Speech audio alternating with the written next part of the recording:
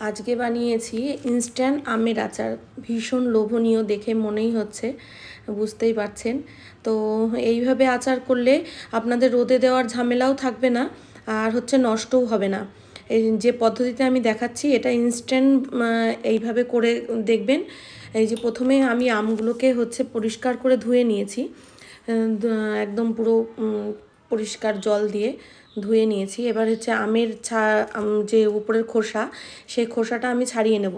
পুরো খোসাটা আমি ছাড়াবো না, মাঝে মাঝে অল্প অল্প করে খোসা রেখে দেব। তাতে করে কি হবে, আমটা একদম পুরো ঘেটে যাবে না, একদম ম্যাশড হয়ে যাবে না, একটু গোটা গোটা থাকবে। এতে খেতেও ভালো লাগবে, দেখতেও সুন্দর লাগে। তো হচ্ছে বাই দ্য ওয়ে, সবাইকে নমস্কার এবং ওয়েলকাম আমার ইউটিউব চ্যানেলে।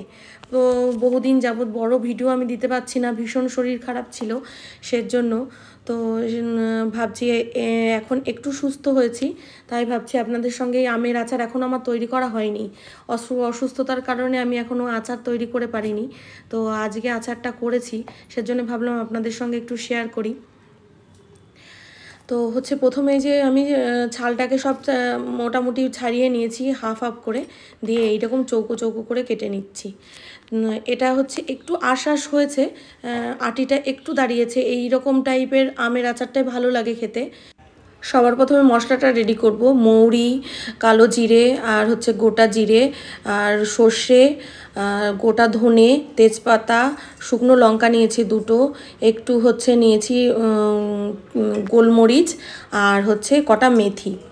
এই আমি শুকনো খোলায় প্রথমে হচ্ছে এগুলোকে ভেজে নেব। দেখবেন একদম খেয়াল করে ভাজবেন যে একদম মশলাটা যেন একদম না হয়ে যায়, পুড়ে না যায়, তাহলে হচ্ছে কালারটা কালো হয়ে যাবে আচারের। সেজন্য হালকা হাতে অল্প আছে এটাকে ভেজে নিতে হবে। দেখুন ওই যে সর্ষে ফুটছে, মশলা ফুটছে, হয়ে গেছে ভাজা। তো নামিয়ে নিয়েছি। ওই ফ্রাই প্যানেই আমি দিয়ে দিচ্ছি আখের গুড়। আখের গুড়টা একটু দেখে নেবেন যাতে নোংরা না থাকে। এই গুড়টা একদম পরিষ্কার ছিল, সেজন্য আমি আলাদা করে ছেঁকে নিইনি, না হলে ছেঁকে নিতে হবে। তো ওই বাটিতেই আমি একটু জল দিয়ে ধুয়ে আমি ওটাকে ওই গুড়ের মধ্যে দিয়ে দিলাম। এতে করে কি হয়, গুড়টা পুড়ে যায় না। তো ওটা খেতে দুর্দান্ত হয়। এটা হচ্ছে ঝামেলা ঝঞ্ঝাট ছাড়াই একদম একবারে রেডি হয়ে যায়। রোদ্দুরে দেওয়া, দেখা গেল বর্ষা সিজন, এখন বর্ষা হতেই পারে, সুতরাং আচার নষ্ট হয়ে যায়। তো এইভাবে করলে আচার নষ্ট হবে না, রোদেও দেওয়ার ঝামেলা থাকবে না। তো গুড় দেখুন হচ্ছে ফুলে উঠেছে। এর মধ্যে হচ্ছে আমি আমগুলো, যে কাটা আমগুলো, সেগুলো আমি এর মধ্যে দিয়ে দিলাম। তো আমার রান্নাগুলো, আমার ভিডিওগুলো যদি আপনাদের ভালো লেগে থাকে, একটু লাইক, শেয়ার, একটু কমেন্ট করে দেবেন, সাবস্ক্রাইব করে দেবেন আমার চ্যানেলটাকে। যারা আমার চ্যানেলটাকে সাবস্ক্রাইব করে দিয়েছেন তাদেরকে অসংখ্য অসংখ্য ধন্যবাদ। আর যারা এখনও চ্যানেলটাকে সাবস্ক্রাইব করেননি তারা প্লিজ একটু সাবস্ক্রাইব করে আমার পাশে থাকবেন। তো এর মধ্যে আমি কথা বলতে বলতে দিয়ে দিয়েছি হলুদ আর কাশ্মীরি রেড চিলি গুঁড়ো। এতে করে কি হয়, কালারটা ভীষণ সুন্দর আসে। কাশ্মীরি রেড চিলি গুঁড়োতে ঝালটাও হয় না, কিন্তু হচ্ছে কালারটা ভালো আসে, সেজন্যই আমি এর মধ্যে এটা দিয়ে দিলাম। এবার একটু নাড়াচাড়া করে এবার এটাকে ঢাকা দিয়ে দেবো। ঢাকা দিয়ে দিলে কি হবে, আমের থেকে একটু জল বার হবে, তো ওটাতেই সেদ্ধ হয়ে যাবে। দেখুন জল বার হয়েছে খানিকটা। আমার বুঝতেই পারছেন, আমার কথা বলতে এখনও একটু কষ্টই হচ্ছে, তবুও যাই হোক, একটু ভালো হয়েছি, সেজন্যই একটু শেয়ার করছি আপনাদের সাথে ভিডিওগুলো। তো আম গলে গেছে, এই মুহূর্তে আমি লবণ দিয়ে দেবো। এটা হচ্ছে খাবার লবণ দিয়ে দিয়েছি 1 চামচ, আর হচ্ছে দিয়ে দিলাম বিট লবণ সঙ্গে। তো পরিমাণ মতন বুঝে দেবেন, আপনারা যে রকম আম সেই অনুযায়ী লবণটা দেবেন। দিয়ে এবার এটা হচ্ছে নাড়াচাড়া করে নিচ্ছি।